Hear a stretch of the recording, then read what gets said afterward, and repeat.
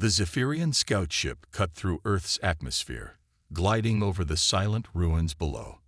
Commander Vector stood at the viewing window, his eyes scanning the endless wasteland. Towering buildings lay broken, shattered roads stretched for miles, and nothing moved. Earth had been dead for centuries. His second-in-command, Selka, studied the readings on her control panel. No life signs detected. No movement. It's exactly as the record said. Vector didn't respond. Something about this place felt wrong. The Zephyrian Empire had wiped out humanity long ago. This was supposed to be an empty world, a relic of a forgotten past. Then why did it feel like they were being watched? The ship's engines hummed softly as it descended into the heart of the ancient human city. The skyline was a graveyard of broken glass and steel. The once great human world had become nothing but dust and memories. "Deploy the scouts," Vector ordered. A dozen Zephyrian soldiers marched out, their armor gleaming under the dull light of Earth's dead sky. Their scanners flickered as they moved through the abandoned streets. Selka tapped her console. Still no signs of movement. No radiation. No biological activity. Vector nodded, but unease crawled through his spine. He had fought in the war against humanity. They had been strong, clever, relentless. It took everything the Zephyrians had to destroy them. And yet, he stared at the ruins. It didn't feel like a dead world. It felt like something was waiting. "Commander, we found something." Vector turned as his communicator crackled with the voice of Scout Recklin. "We discovered an underground chamber beneath one of the ruined towers. It looks untouched." Vector narrowed his eyes. Impossible. Every structure on Earth had been bombarded, burned, or broken during the invasion. Nothing should have survived. He activated his communicator. "Send a team inside. I want a full report." "Understood." The line went dead. Vector exhaled, staring at the endless ruins. The wind howled through the empty streets. Then, a flicker. Just for a second, something shifted in the shadows of a broken skyscraper. Vector's eyes snapped to the movement, but there was nothing there, just the wind. Or so he thought. Minutes passed. Then, suddenly, static. A sharp, grating sound came through the communicator. Vector frowned. "Recklin, report." Silence. Then, a whisper. "Commander." The voice was barely a breath, distorted and unnatural. A cold chill ran down Vector's spine. "Recklin, what's happening?" The static grew louder, like 1,000 voices whispering at once. Then the communicator cut out. "Selka, recall the team." Asterisk, asterisk, asterisk, asterisk now. Selka's fingers flew across the control panel. "I can't. Their signals are gone." Vector's hands clenched. Gone. Selka stared at the screen in horror. "There's no trace of them." Vector turned back to the ruins, his pulse pounding in his ears. Recklin's team had just vanished. No gunfire. No warning. No bodies. Just gone. The wind whispered through the ruins once more. And for the first time, Vector realized Earth was not empty. Something was still here, and it was watching. The wind howled through the empty streets, but Vector barely heard it. The missing scouts, the whispers over the communicator, the feeling of being watched. Something was wrong with this planet. "Selka, scan for any movement," he ordered. Selka's fingers moved fast over the controls. The results flashed on her screen. No life signs detected. No heat signatures. No unusual energy readings. It was as if the missing Zephyrian soldiers had never existed. But that was impossible. Vector turned toward the open hatch of the ship. "I'm going down there." Selka's eyes widened. "Commander, we need to call for reinforcements." "No, we don't even know what we're dealing with." Selka hesitated, then nodded. Vector grabbed his rifle and stepped into the ruins. And immediately, he felt it. The air was heavy, as if the ruins themselves were watching him. His boots crunched against the cracked pavement as he walked through the dead city. The towers loomed above him like silent giants, their broken windows like empty eyes. His communicator crackled again. Static. Then, a whisper. "You shouldn't be here." Vector froze. The voice wasn't Zephyrian. And it wasn't coming from the communicator. It was coming from everywhere. He spun around, his weapon raised. Nothing. Just ruins. Just silence. But deep in the shadows, something moved. Vector activated his helmet scanner. The screen flashed, still no life signs. His heartbeat pounded in his ears. Then, his communicator flared to life. "Commander, help." Vector's breath caught. It was Recklin's voice. Recklin. He turned in circles, trying to pinpoint the source. The voice was weak, distant. Underground. Then, silence. Vector gritted his teeth. Recklin was still alive. And if he was underground, that meant the ruins were hiding something. "Selka, can you locate the entrance to an underground network?" Selka's voice came through the comm. "Searching now. There's a collapsed subway system beneath the city. The tunnels could still be intact." Vector glanced at the cracked streets, searching. Then, he saw it. A hole in the pavement, wide enough for a transport vehicle. Blackness stretched below. The subway entrance. A cold shiver ran through him. If Recklin and the others were down there, then whatever took them was down there too.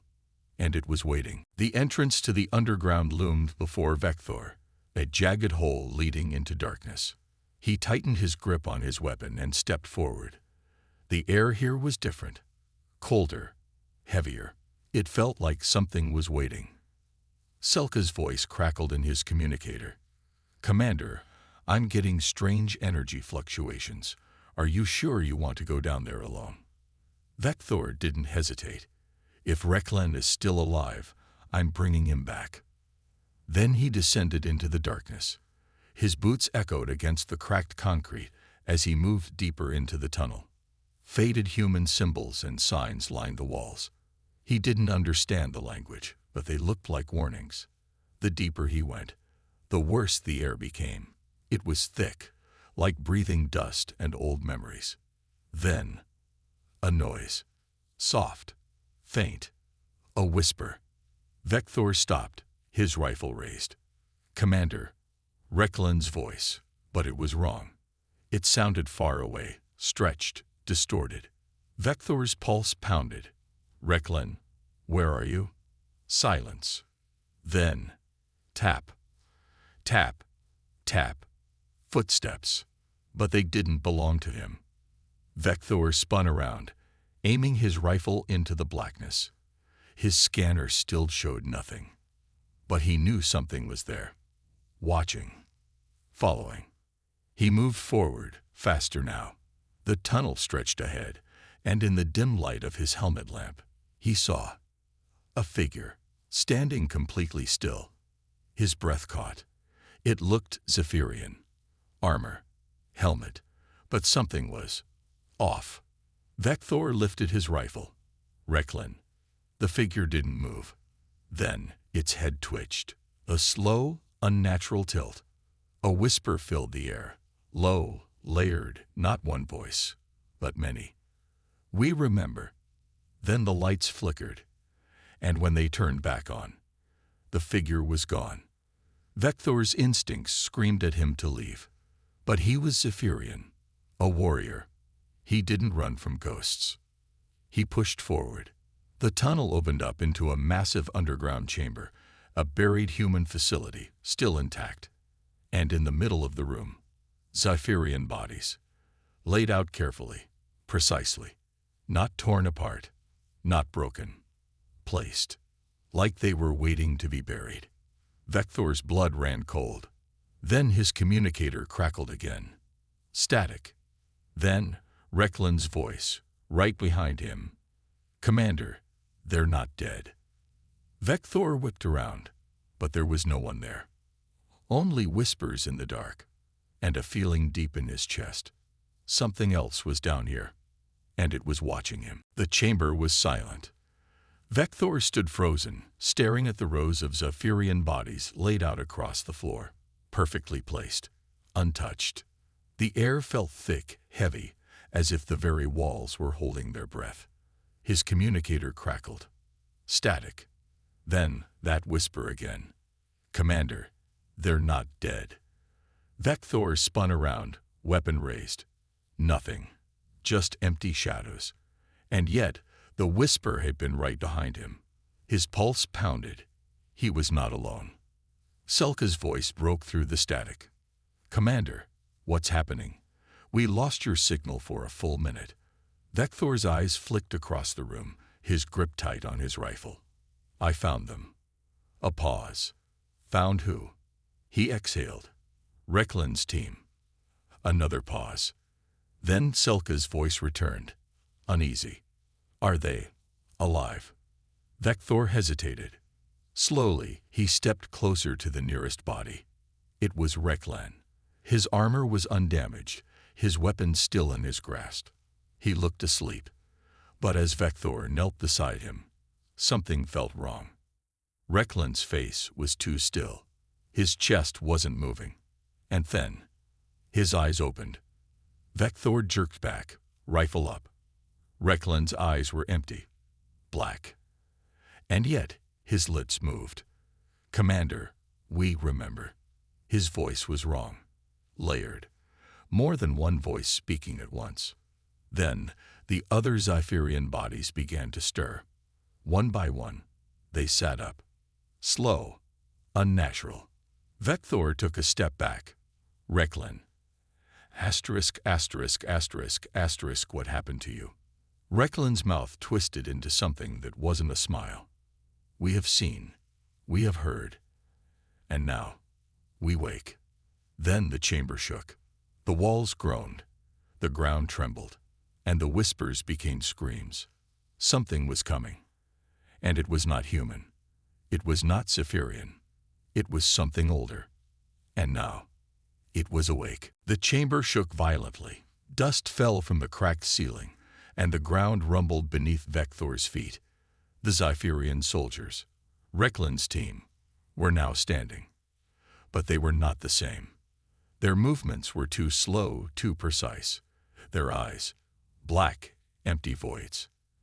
And when they spoke, it was not their voices. It was something else, something ancient. "We have returned." Vector's instincts screamed at him to run. But he was a Zephyrian warrior, and warriors do not run. He lifted his weapon. "Recklin, stand down." Recklin tilted his head. Then, slowly, he smiled. "We were never dead, only waiting." Vector's fingers tightened on the trigger. Then, the walls cracked. The chamber split open, and something moved beneath the ruins.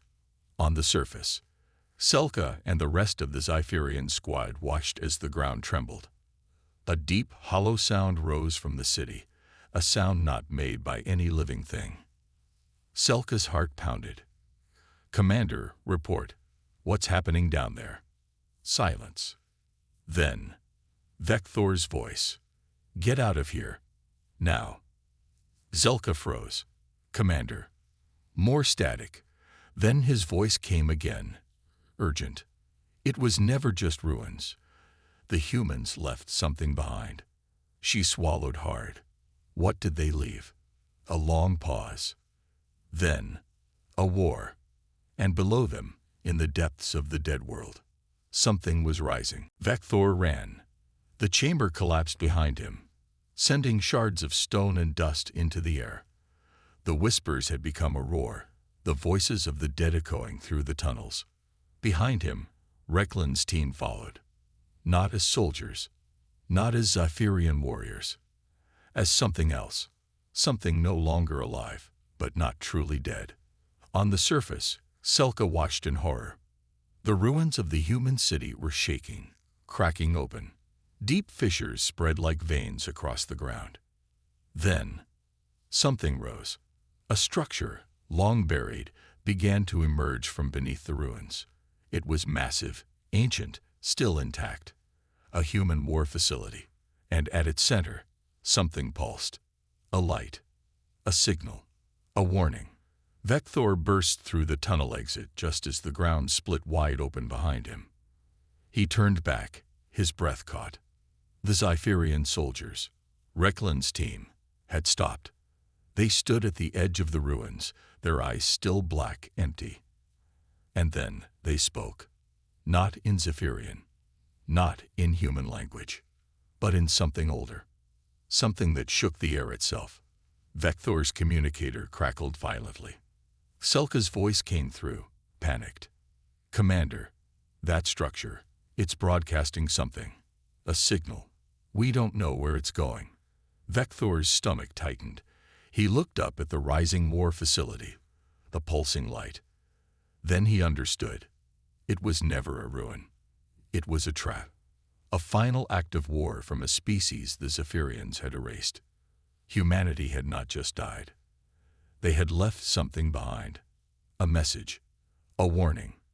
And now, the universe was listening. Vector stood frozen, staring at the ancient human facility. The signal pulsed, louder, stronger. It was no longer just a warning. It was a call. A call to something out there. Something that had been waiting. Selka's voice broke through the static. "Commander, the signal, it's spreading across the system. It's not just local. It's going interstellar." Vector's hands clenched into fists. "Can we stop it?" A pause. Then, "No, it's too late." Vector exhaled slowly. The Zypherians thought they had erased humanity, thought they had won. But this was the final battle. A war that didn't end with extinction. It only started with it. Above the planet, Zypherian warships hovered in orbit, scanning the strange energy waves coming from the ruins. The officers did not understand. They saw only a dead world. Until their sensors flashed red.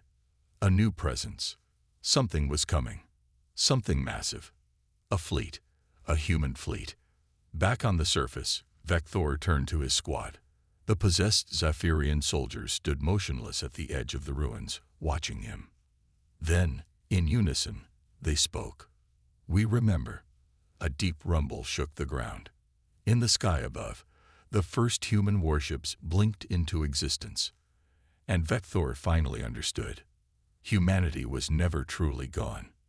They had only been waiting. And now, they were back.